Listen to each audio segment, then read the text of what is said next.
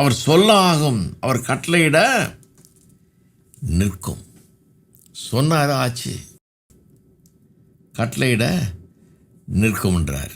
சொன்னது அப்படியே ஆச்சுன்றது எதை வச்சு சொல்கிறாரு? ஆதியாகமம் 1ஆம் அதிகாரத்தில் அண்ட் காட் செட் அப்படின்னு ஒரு லைன் வருது இங்கிலீஷில். தேவன் சொன்னார், வெளிச்சம் உண்டாக்கப்படுவது என்று சொன்னார், ஆகாயவரி உண்டாக்கப்படுவதுன்னு சொன்னார், புல் பூண்டுகள் உண்டாக்கப்படுவதுன்னு சொன்னார், சூரியன் சந்திரன் நட்சத்திரம் உண்டாக்கப்படுவதுன்னு சொன்னார், மீன்கள் பறவைகள் மிருகங்கள் உண்டாக்கப்படுவதுன்னு சொன்னார். இன்னும் 8 தடவை வருது பாருங்கள். கர்த்தர் சொன்னார்னு 8 தடவை வருகிறது. அப்போ எல்லாத்தையும் சொல்லியே உண்டாக்குனாரு அப்படிங்கிறத சொல்கிறதுக்காக அதை அப்படி வலியுறுத்தி சொல்லியிருக்காங்க. 8 தடவை வருகிறது. அதனால தான் இவர் சொல்கிறாரு, அவர் சொல்ல ஆகும், அவர் கட்டளையிட நிற்கும். சொன்னார், அப்படியே ஆயிற்று. சொன்னார்ன்றதுக்கு பின்னாடியே இன்னொரு லைன் வருது. அது என்னென்னா, அது அப்படியே ஆயிற்று. சொன்னார், அது அப்படியே ஆயிற்று.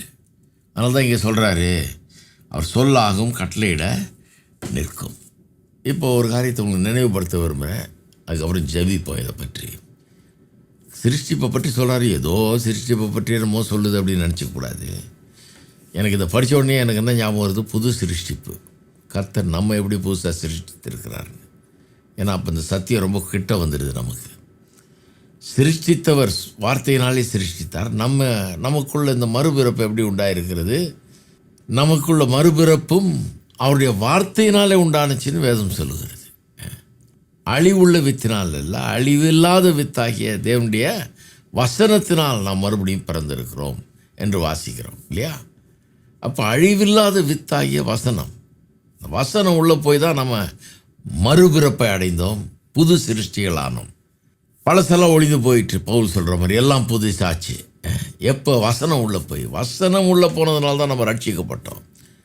வசனம் உள்ளே போனதுனால தான் நமக்குள்ள ஒரு பெரிய மாற்றம் ஏற்பட்டது.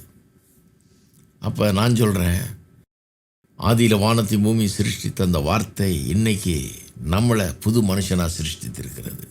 பாவங்களை போக்கி, நம்முடைய தீய குணங்களை நீக்கி, நம்முடைய சுவாபத்தை மாற்றி, நம்முடைய எண்ணங்களை மாற்றி, மனுஷனையே மாற்றி, நம்ம என்ன விதமான மனுஷனாக இருந்தோமோ அதை மாற்றி ஒரு புது சிருஷ்டிப்பாக இன்றைக்கு உண்டாக்கி இருக்கிறது. பழையவர்களெல்லாம் ஒளிந்து போயின எல்லாம் புதுதாயினன்ற அளவுக்கு நம்மளை உண்டாக்கி இருக்குது. உண்டாக்குறது மட்டும் இல்லை, தொடர்ந்து நமக்குள்ள கிரியை செய்து தேவகுமாரனாகி இயேசுவை போலவே நம்மை மாற்றி கொண்டு வருகிறது.